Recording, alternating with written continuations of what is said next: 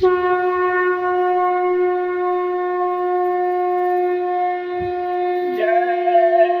गुरुदेव, जय गुरुदेव। कलयुग जाने वाला है, सतयुग आने वाला है। हाथ जोड़कर विनय हमारी, हो जाओ सब शाकाहारी।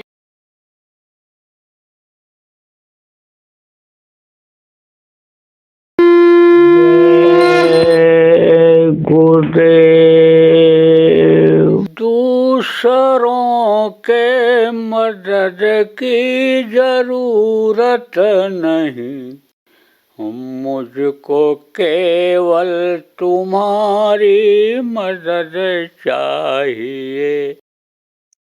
डगमगाए न मेरे कदम राह में, नाम का तेरे डंका बजाता चलूं।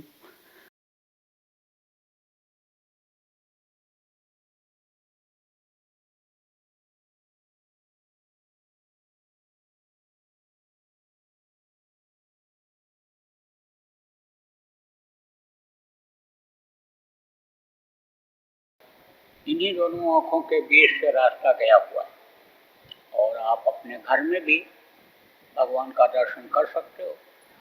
आज तक देखो जिसको मिला मनुष्य शरीर में ही मिला। हमारे गुरु महाराज बराबर कहा करते थे, डंके के चोट पर कहते थे, भगवान ना तो मरने के बाद किसी को मिला है और न मिलेगा, और मिलेगा तो अभी युक्ति उपाय जान लेने के बाद किसी मनुष्य शरीर में मिलेगा और गृहस्थ आश्रम में मिलेगा। क्योंकि गृहस्थ आश्रम बहुत अच्छा आश्रम बताया गया। आप घर में रहते हो, भूख लगी है तो आप मांग के खा लोगे, बना के खा लोगे, या रखा है तो उसको खा लोगे। और घर से बाहर हो और भूख लगी तो भूख को तो मिटाना है आपको, तो उस भूख को कहाँ मिटाओ? मांग के खाओगे, मांगने पर नहीं मिलेगा तो चुरा के खाओगे, तो आपके पेट के लिए गुनाह हो गया कि नहीं हो गया? तो गृहस्थ आश्रम बहुत अच्छा आश्रम है, और गृहस्थ आश्रम में जो रहता है नहीं भी उसके है तो अगल बगल के लोग, आसपास के लोग भी उसकी मदद कर देते हैं। चाहे परमार्थ में करें चाहे स्वार्थ में करें। स्वार्थ में कैसे करते हैं कि भाई आज हमारे पास है दे दो, या हमारा पड़ोसी है कल नहीं रहेगा तो हमको भी ये दे देगा, खिला देगा, तो वो होता है स्वार्थ। और परमार्थ में करते हैं कि भाई तड़प रहा है भूख से तो इसको दे दो, परमार्थी काम कर दो, भूखे को रोटी खिलाना पूरी का काम होता है। लेकिन आप देखो जो इधर उधर भटकते रहते हैं जंगलों में, उनको कहाँ मिलने वाला है खाने को। इसलिए गृहस्थ आश्रम बहुत अच्छा आश्रम बताया गया। लेकिन गृहस्थ आश्रम में आपको 24 घंटे का जो समय मिला है वो इसी काम में मत लगाओ। किसमें खाने पीने और चीज़ों के लिए, जैसा मैंने आपको बताया, इसमें से प्रेमियों आप 2 घंटा समय अपनी आत्मा के लिए निकालो। आत्मा के बारे में मैंने बताया। अब आप गांव के लोग इसमें ज़्यादा हो, आत्मा के बारे में जो बताया न समझे हो तो मोटी बात आपको बता दें। देखो आत्मा ही शरीर को चलाती है। आपकी उंगली इस समय काटा जाए, होश हवास में बैठे हो, चलने फिरने लायक हो, आपकी उंगली काटी जाए तो दर्द होगा। लेकिन अगर कोई मुर्दा है जिसके अंदर जान नहीं है, उसका उंगली काटा जाए, उसका हाथ पैर काट दिया जाए तो उसको पता चलेगा? कुछ नहीं। आपका अंग कोई शून्य हो जाता है तो कट जाता है, पता नहीं चलता है, डॉक्टर ऑपरेशन करता है, शून्य कर देता है, काट पीट देता है एकदम से। तो आप ये समझो कि जीवात्मा ही जो है वो चैतन्य शक्ति है। यह चैतन्य शक्ति है, परमात्मा की अंश है यह जीवात्मा। तो इसके लिए भी कुछ करो, इसको ताकतवर बनाओ।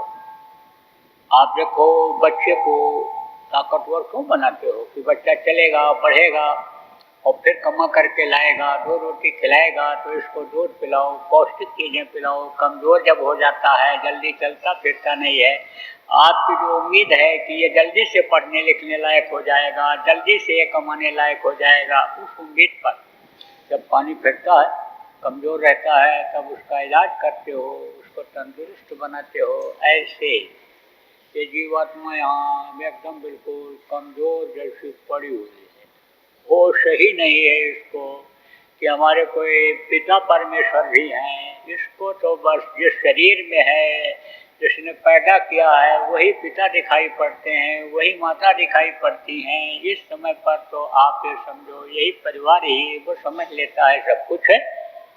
क्यों? कारण क्या है? परमात्मा की अंश जीवात्मा और इतनी सुप्तावस्था में क्यों है? क्योंकि यही कर्म जो उसके ऊपर लगे हुए हैं, आवरण लगे हुए हैं। कोई गंदा चश्मा लगा ले गंदे शीशे का तो उसको साफ कहाँ से दिखाई पड़ेगा? ऐसे ही उसकी जीवात्मा की जो आँख है वो बंद है।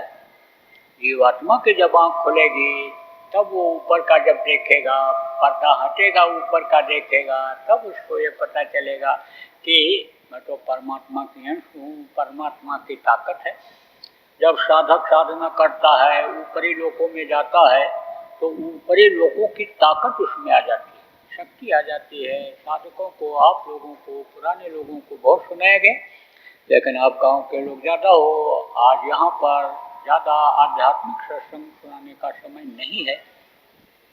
तो बच्चों और बच्चियों समझो, प्रेमियों जो नए लोग आप आए हो, आप समझो 22 घंटा तो इस शरीर के लिए काम करना और 1 घंटा सुबह शाम अपने आत्मा के लिए काम कर लेना। आत्मा के कल्याण का, आत्मा से परमात्मा तक मिलने का रास्ता आज गुरु महाराज की दया से आपको बताया जाए। गुरु महाराज ने आदेश किया था नामदान देने का। नामदान देना ये कोई आसान काम नहीं, बहुत कठिन काम है। लेकिन जब गुरु का आदेश हो जाए, चाहे रैन में हो, चाहे वैन में हो, चाहे सैन में हो, तो सिरोधार्य होना चाहिए। तो जब गुरु भक्ति ही किया शुरू से, गुरु महाराज ने खींचा, बचपन में ही खींच लिया अपने पास, 40 साल को साथ में रखा। जब यही निशाना बनाया गुरु भक्ति करनी है तो नामदान तो देने देना। स्वास्थ्य जो है उम्र के हिसाब से सही नहीं रहता है, शरीर साथ नहीं देता है, लेकिन भक्ति करनी है तो सेवक सुख नहीं मान भिखारी, दशनी धन नहीं कछ शुभ व्यवसाय। कहते हैं कि सेवक को सुख नहीं होता है और भिखारी को सम्मान नहीं मिलता है। भिखारी जाता है जिसके दरवाजे पर कोई देता है, कोई भगा देता है, कोई उल्टी सीधी बात करके देता है, कोई कुछ भी नहीं देता है, तो उसको सम्मान कहाँ मिलने वाला है जो दूसरे के आगे हाथ फैलाता है।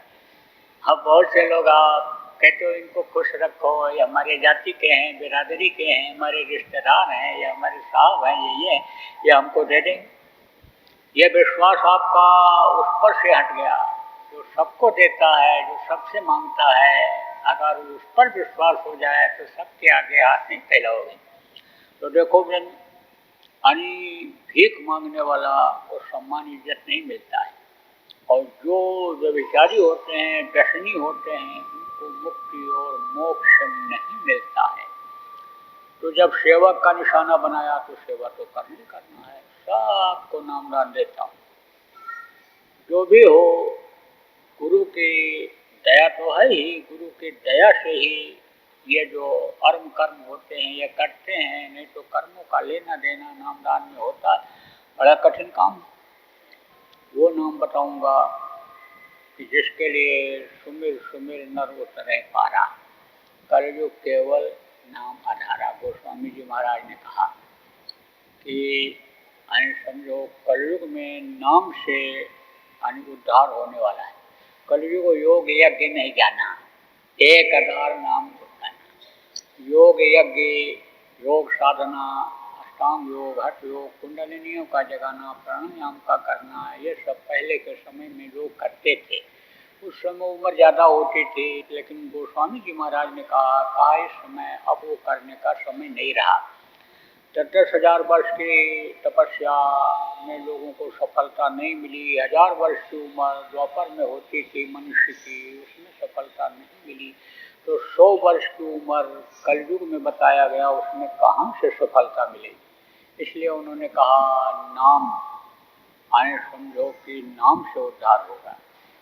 नाम की व्याख्या में उन्होंने कहा राम न सकह नाम गुण गाई, कह लग करो में नाम बढ़ाई। जिनको उन्होंने भगवान माना, भगवान का उनको रूप माना, निरंजन का रूप उन्होंने बताया, कहा कि ये इनमें शक्ति है। दशरथ के पुत्र राम को भी उन्होंने महत्व काफी दिया, लेकिन कहा वो भी नहीं नाम को समझ सकते हैं, जान सकते हैं, वो भी नहीं नाम की व्याख्या कर सकते हैं। तो भाई जब ये देवी देवता ये भी नाम को नहीं समझे, ये भी नहीं जानते हैं, तो नाम देगा तो मिलेगा कहाँ। तब उन्होंने कहा नाम रहा संतन आधीन, और संत बिना कोई नाम नहीं। संतों के अधीन नाम हुआ करता है। गुरु महाराज पूरे संत, इनके अलावा भी संत हुए हैं। दादा गुरु जिनको भूरे लाल जी महाराज कहते हैं, वो भी पूरे संत थे। उनके गुरु जो थे पूज्य विष्णु दयाल जी महाराज, वो भी पूरे गुरु थे, पूरे संत थे।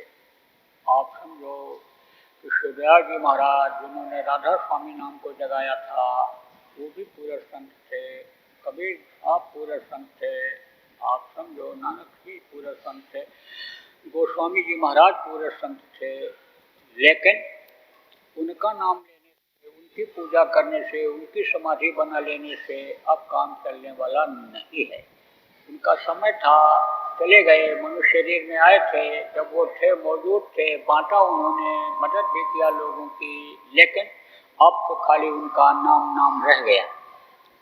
जैसे कहते हैं कि वक्त के, समय के डॉक्टर की ज़रूरत होती है, समय के मास्टर की ज़रूरत होती है।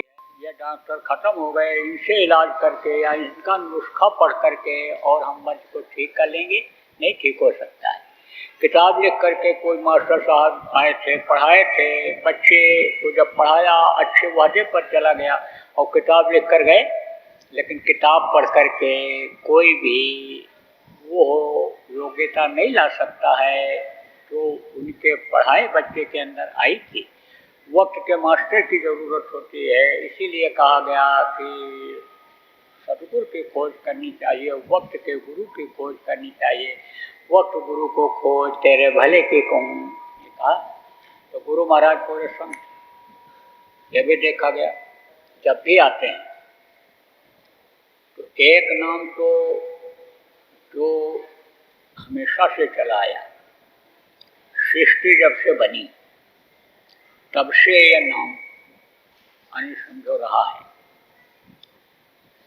एक वो ध्वन्यात्मक नाम है, और एक नाम को संत अपनी इच्छा अनुसार या जो भी महापुरुष इस धरती पर काम करने के लिए आते हैं, जगाते हैं, लोगों के फायदे के लिए, रक्षा के लिए। जैसे त्रेता में राम नाम, द्वापर में कृष्ण नाम, आप ये समझो। ऐसे ही और भी आए, औपचारिक शक्तियाँ आई निरंजन लोक से।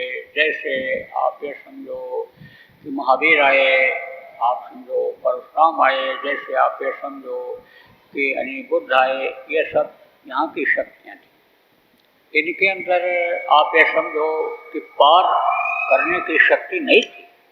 साफ साफ राम ने कहा काल रूप इन कर्म भ्राता, शुभ और अशुभ कर्म फल दाता। मैं तो शुभ और अशुभ कर्मों का फल देने वाला। कृष्ण से पांडव ने कहा कि महाराज हमको भी अपने साथ लेते चलिए। जब कृष्ण ने कहा देखो अब मेरा समय खत्म हो गया काम करने का, अब मैं अपने धाम जाने वाला हूँ, तो उन्होंने कहा महाराज हमको भी लेते चलिए। बोले मैं तुमको नहीं ले जा सकता हूँ, तुमको तो किसी त्रिकालदर्शी की खोज करनी पड़ेगी, समर्थ गुरु की खोज करनी पड़ेगी, योग साधना करना पड़ेगा, तब तुम पहुँच सकते हो।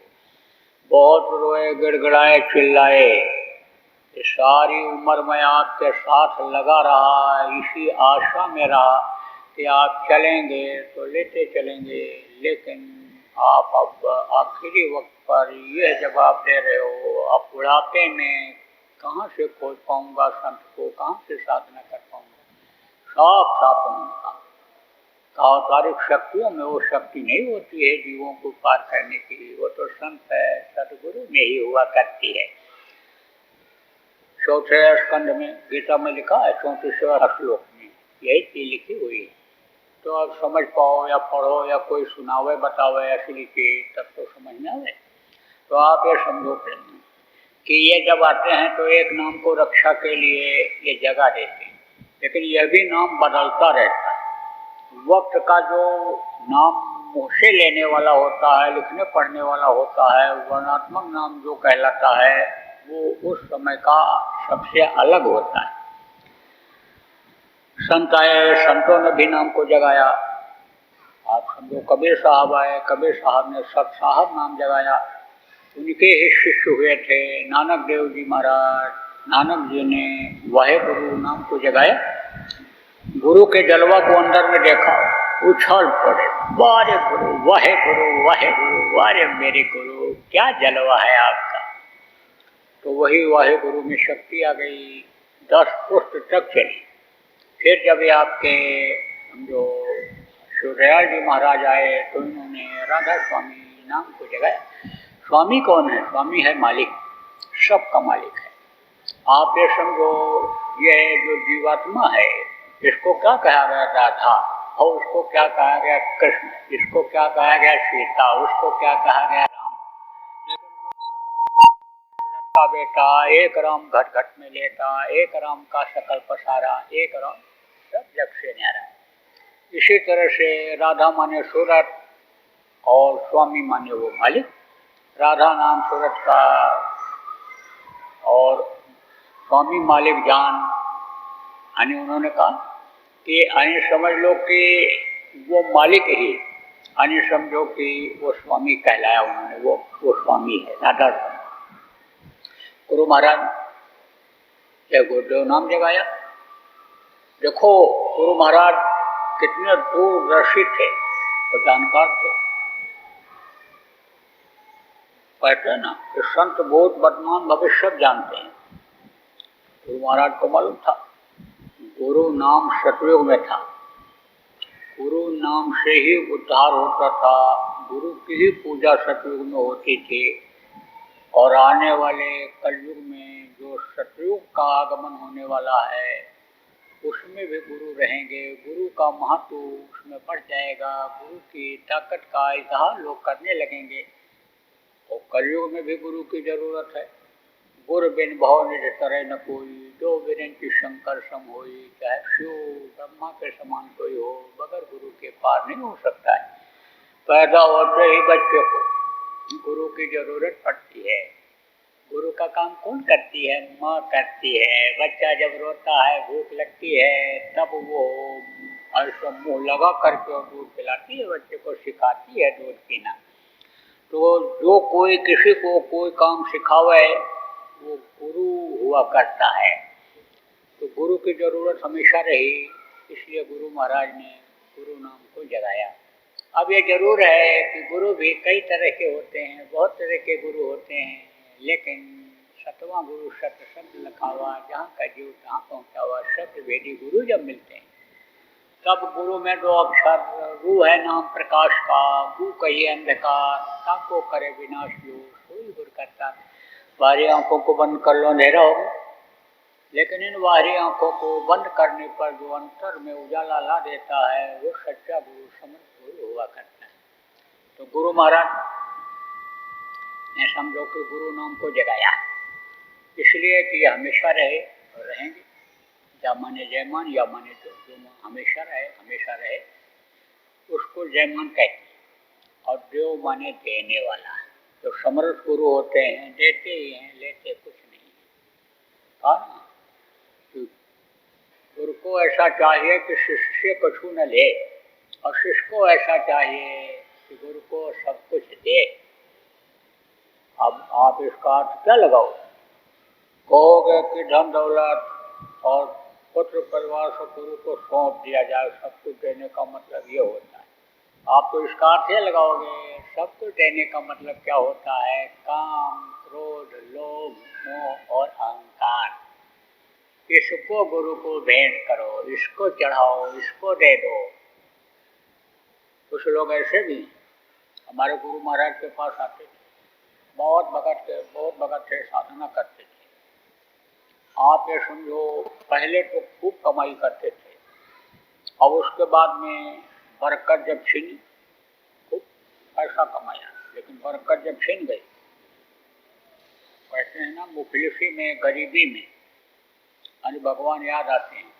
तो तकलीफ जब हुई तो किसी ने कहा प्रेमी ने कि गुरु महाराज के पास हमारे चलो, वो तुम्हारी तकलीफ को दूर कर देंगे।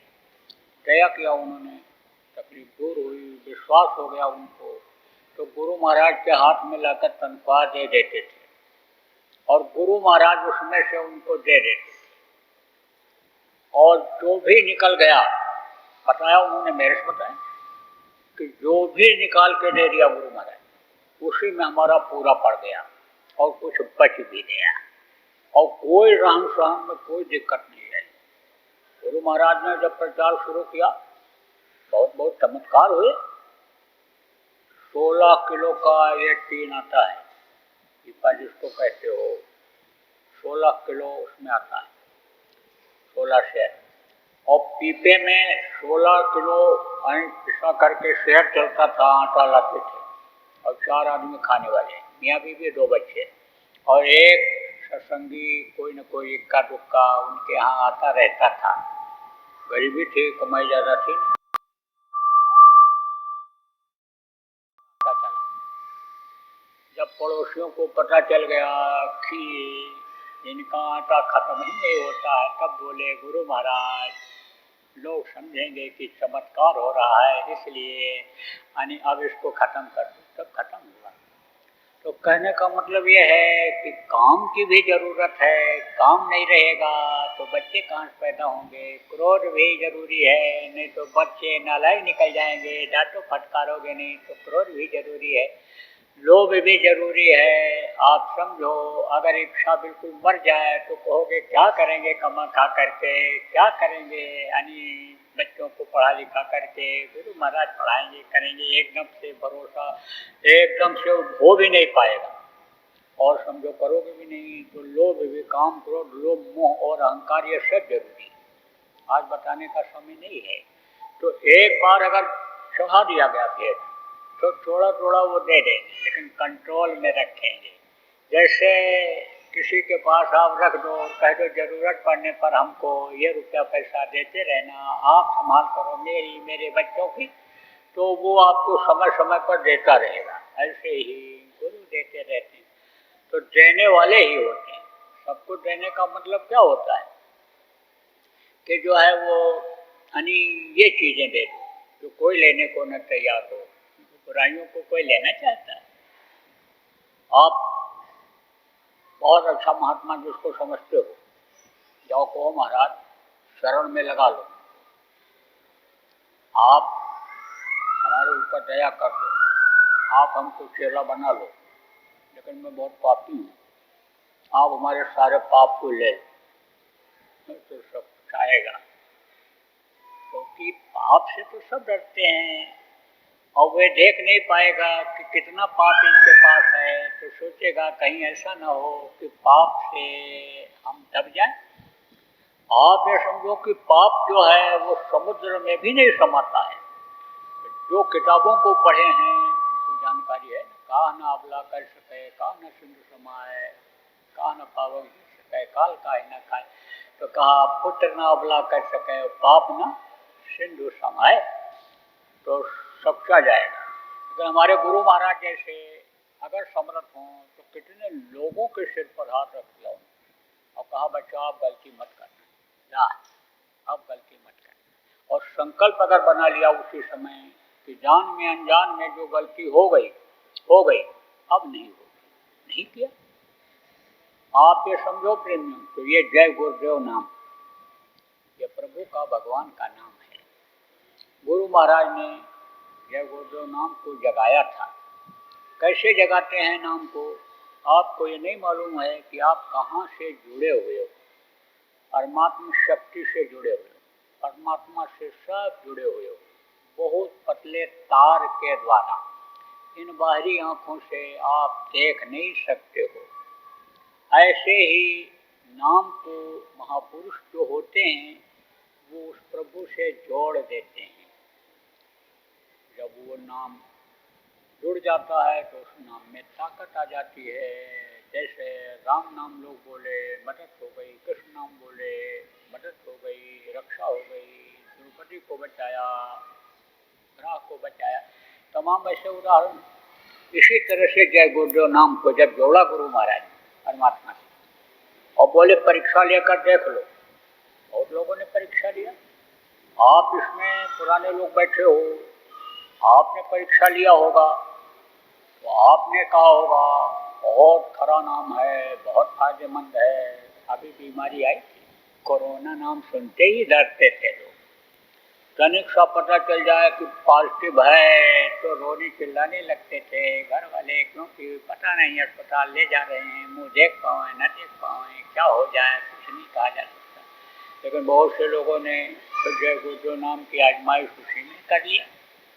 तो देखो, ज़्यादा बताने का समय नहीं है, लेकिन ये जरूर बताऊंगा आपको कि बच्चों और बच्चियों, आपके घर में अगर तकलीफ रहती है, बीमारी रहती है, लड़ाई झगड़ा होता है, टेंशन रहता है, रुपया पैसा में बरकत नहीं होती है, बहुत कोशिश करते हो लेकिन समस्या घर की नहीं सुलझती है, तो आप लोग जय गुरुदेव नाम की ध्वनि घर में रोज बोलना सुबह शाम शुरू कर दो।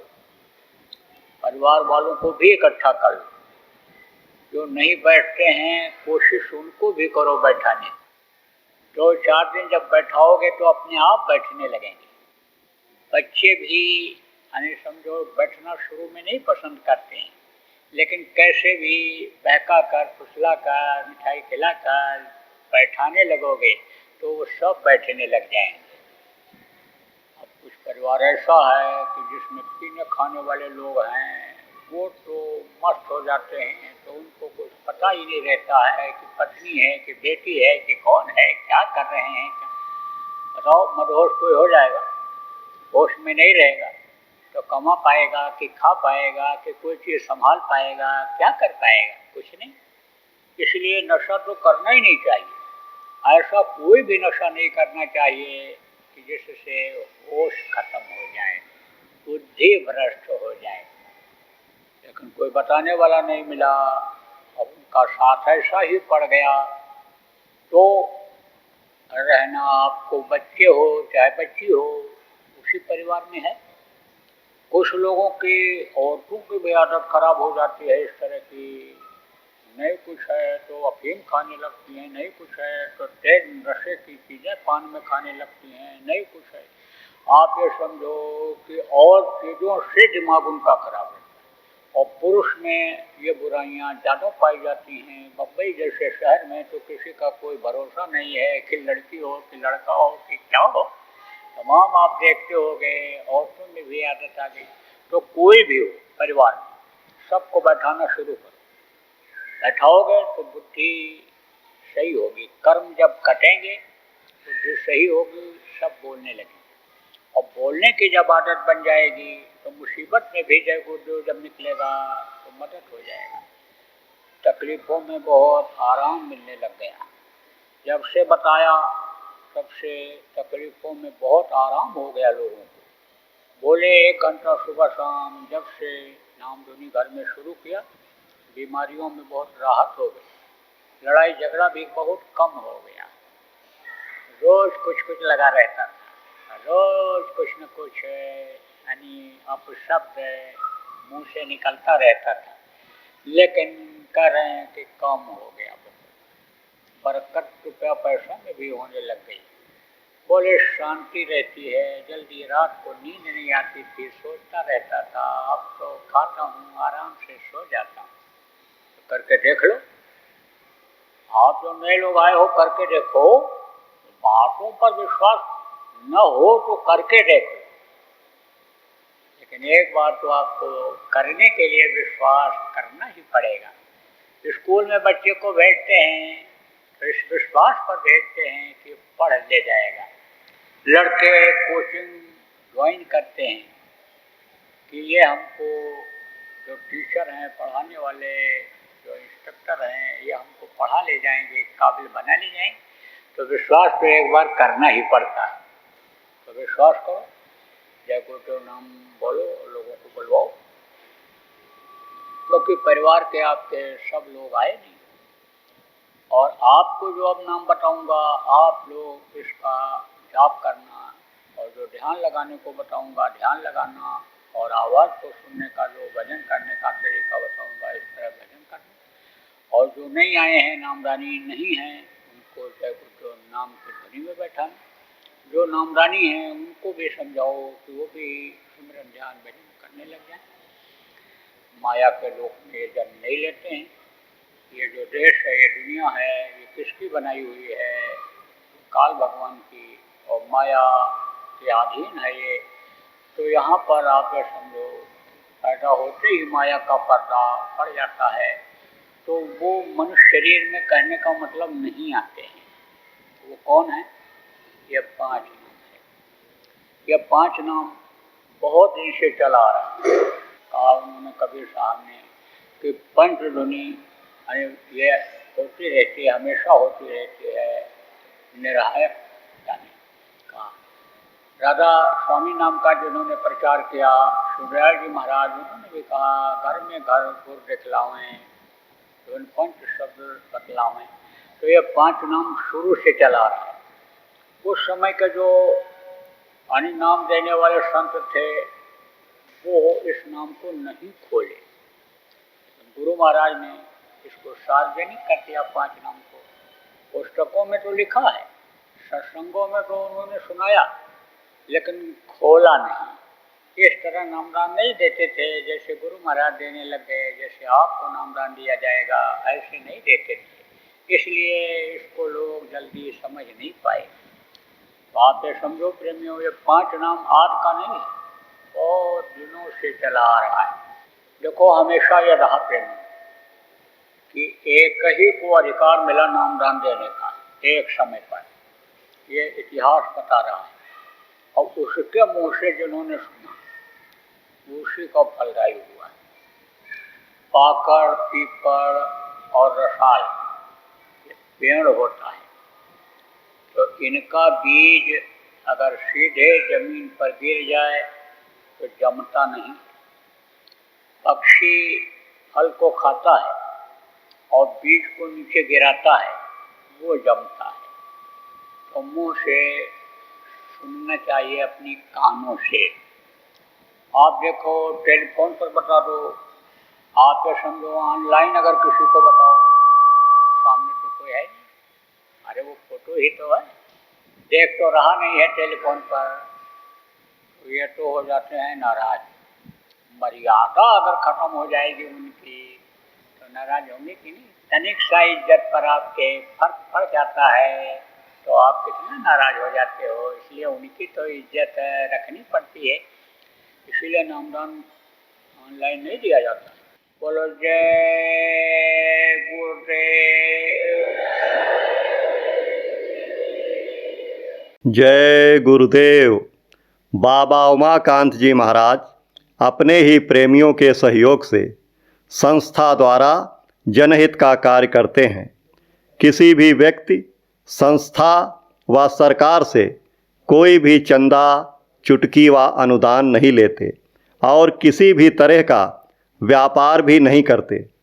इसलिए आप श्रोताओं को बताया जा रहा है कि बाबा जी के नाम पर किसी भी प्रकार का धन मांगने वाले व व्यापार में प्रचार करने वाले लोगों से होशियार रहिएगा। आपसे यही कहना है कि सत्संग सुनो, समझो और अच्छा लगे तो मानो। आने वाली बीमारी तकलीफ़ों से बचने के लिए कुदरत व सरकारी नियम का पालन करो। आपके सुझाव के लिए व्हाट्सएप नंबर 9575600700, जय गुरुदेव, जय गुरुदेव।